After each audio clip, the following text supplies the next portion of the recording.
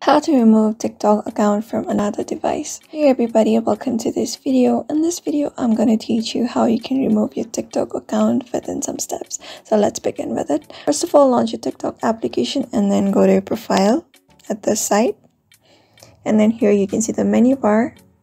Tap on it and go to settings and privacy. After that, you can see the option called security and permissions under account. Just tap on it. And here you can see the manage devices option under security alerts. Go there. And here you can see on which devices you're logged in.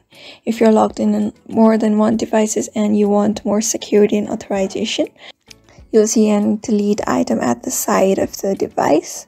You just need to tap on it and your TikTok will be removed from that device. So in that way you can remove your TikTok account from another device. So thank you for watching this video and I hope this video was helpful to you.